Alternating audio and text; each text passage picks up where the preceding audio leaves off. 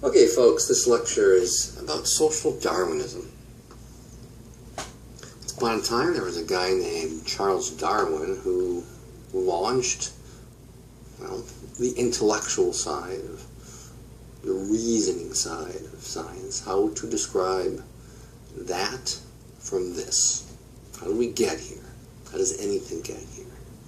And he talks about change over time. He used the phrase, the survival of the fittest, that traits are inherited from those who are able to procreate, and procreate is based on weather and terrain and all sorts of adaptations. Well, Darwinian thought is applied, like I said, to evolution. It happens over millions of years of time, and it happens to populations. Social Darwinism is the application of Darwinian evolution on society to explain why some subsets of human beings, Americans, are more evolved than others, Italians, why some religious ideas, Protestantism, is more evolved than, say, Catholicism.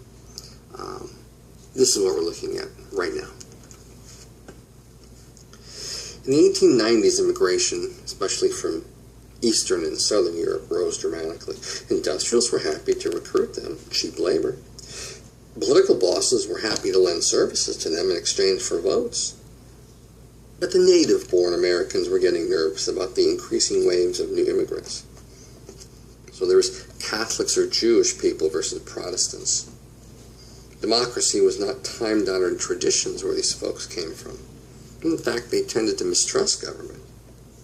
And although native-born mistrusted government, they also mistrusted the new immigrants, fearing that they were here to subvert American democracy or American capitalism or American culture. Well, we have three basic types of nativism that I'll be talking about. The idea that the American equivalent to the foreign is superior, is more highly evolved. That's religious, political, and social nativism. There had always been an anti-Catholic mindset here since the Puritans. And that continues to the late and early 20th century.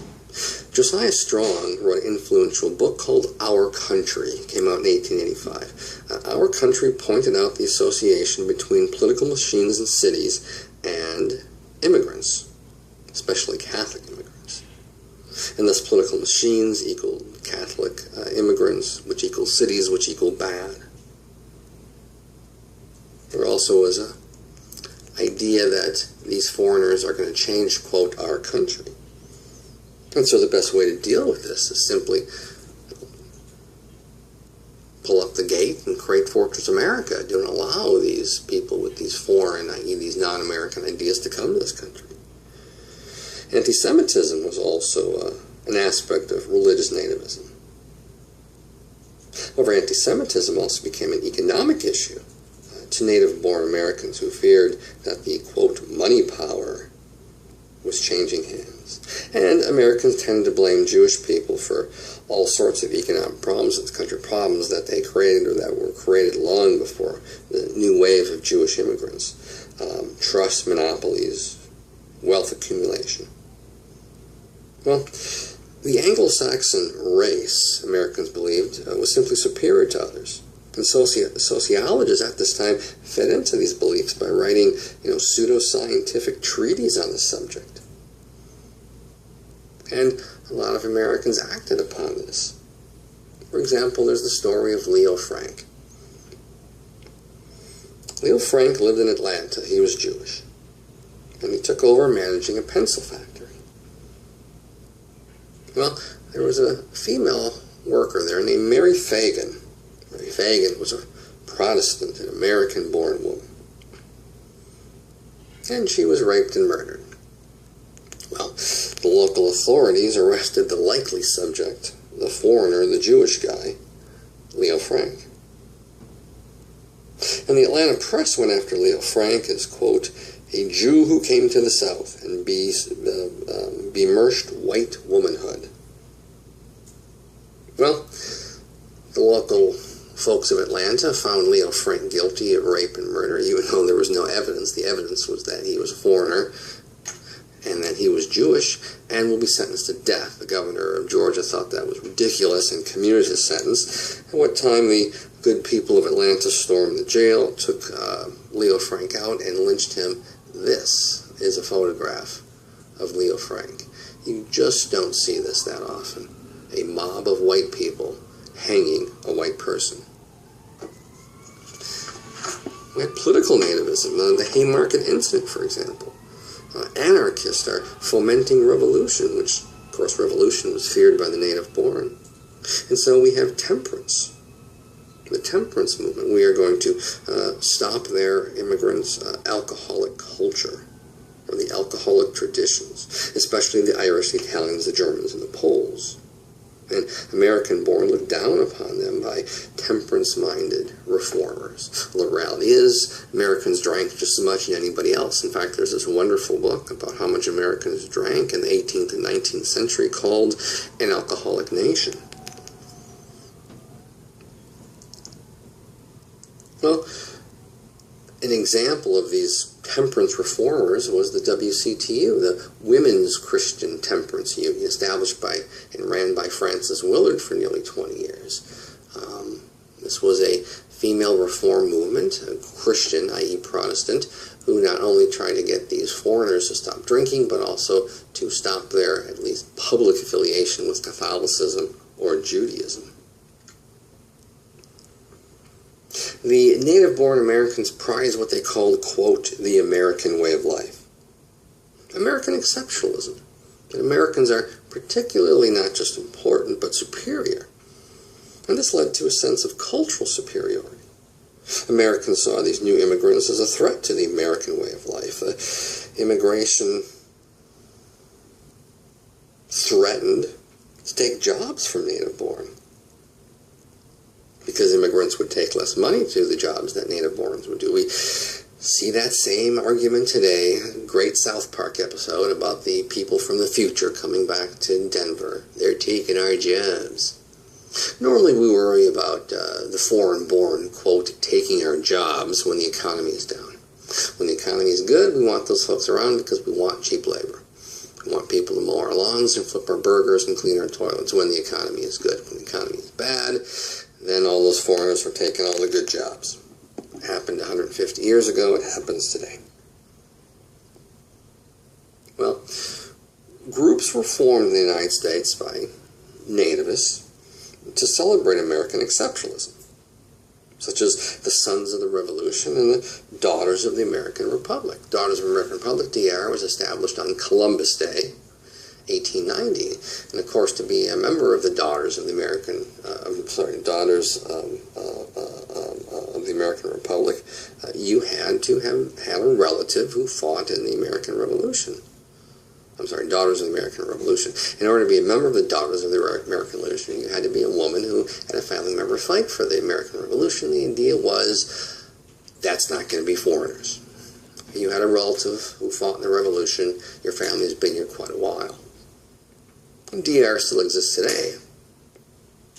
Xenophobia was certainly one aspect of nationalism gone awry. Xenophobia is a fear of foreigners or foreign ideas, and certainly American groups were formed to restrict immigration by working for things like mandatory literacy tests. There's the American Protective Association. Anti-Catholic. They wanted to bar Catholic immigrants from becoming school teachers. They feared, quote, the papal takeover. And the Protective Association, the APA, aligned itself with the Republicans. Now, certainly early immigration laws kept out people like prostitutes, convicts. In the 1880s, to keep out the Chinese, i.e. the Geary Act in 1882. Well, Charles Darwin in 1871 wrote a book called The Descent of Man. And he did write several passages which others have used as a springboard. For example, Darwin wrote, quote, thus the weak members of societies propagate their kind. Well, in 1900, we have a guy named Carl Pearson, and he writes a book about what he called race suicide, that there are unfit people populating the earth. So, Darwin's The Descent of Man talks about evolution, the survival of the fittest, but there's also a few passages in which he editorialized, like weak members of society are propagating. So men like Carl Pearson take that and run with it, that unfit people are populating the earth, and thus we are creating race suicide. And Charles Darwin was influenced by Thomas Malthus. Malthus argued that there simply wasn't not enough food to feed the population, or if you prefer, people outstrip their ability to feed themselves. So a lot of people took Charles Darwin, added some Joseph Smith, i.e. free trade, laissez-faire, economics, and other economists and philosophers adapted natural selection to justify their political or economic ideas on, quote, the survival of the fittest, such as Herbert Spencer, the father of social Darwinism. Remember, Sumner argued that everyone should just be left alone to take care of oneself, very Jeffersonian. Because there's nothing you can do to elevate the poor. The poor are poor because they choose to. Well, social Darwinism was used to explain why everyone in the Gilded Age did not enjoy the fruits of their labor. Heredity. You inherited the preposition to be poor. Some people were just not able or capable to make it in this dog-eat-dog world. So we have the eugenics movement. Carl Pearson argued that crime and poverty were inherited traits. Criminals thus cannot be reformed. And so if you cannot reform the criminal, or, quote, the insane, you need to lock them up. So Pearson uses Darwinian thought to justify his theory and application. The theory is, you cannot promote the end of crime through laws, so you simply keep certain people from procreating. Pass laws to keep prostitutes from having children. Why do we have prostitutes? Because prostitutes have children. Prostitutes pass off that genetic probability of being a prostitute. So if we want to end prostitution, we simply prohibit prostitutes from having children. We want to end alcoholism or thievery or rape or murder, arson, or anything else. We simply prohibit people who break the law from having children. Lester Ward was a sociologist. He wrote at the same time as Charles Sumner, and he wrote to refute Sumner. Ward said that we could not have created cities, we could not have created culture without intervening in nature, and thus we must continue to intervene in society, that we can make society better. William Jennings Bryan was against biological evolution. Like many Americans at that time, and some today, they refuse to believe that the world is millions and millions and millions and millions of years old, and that people evolved from a proto-human to Homo sapiens sapien. Well, Bryan was one of the original doubters of evolution. And he argued that we continue to try, we continue to reform, and continue to make things better. But if you believe that there's no way out, that there's no way to cure society or to reform society, then you simply quit. And Americans, Bryan would argue, are not quitters. Well, here's some quotes on social Darwinism and industrialization. J.J. Hill, the Hill brothers, controlled most of the railroads on the West Coast. The fortunes of railroad companies are determined by the law of the survival of the fittest. And Rockefeller, this country's first billionaire, the growth of a large business is merely a survival of the fittest. It is merely working out a law of nature and a law of God. Why am I wealthy? Rockefeller would ask himself, because God wants me to be wealthy. If God does not want me to be wealthy, then God would not allow me to be wealthy. It's an old premise. It goes back to the witchcraft craze of the late medieval, early modern period of Western Europe. growth of a large business is merely a survival of the fittest. So the best companies will rise to the top. Of course, what Rockefeller doesn't mention is corporate welfare. Companies succeed in large measure because they're given hundreds of millions of dollars across this country, both then and today. They give tax breaks that average Americans don't get. Well, social Darwinism was the idea that society and peoples, both individual and groups, evolve. This is a cartoon from that period demonstrating that people do evolve, and the highest, most evolved people were the Greek. Anybody care to guess what native-born Americans thought we came from? Yes.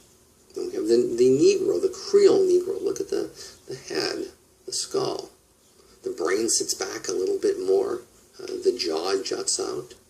And the idea is that the Negro is a step on the evolutionary from apes to, well, Greek. The most evolved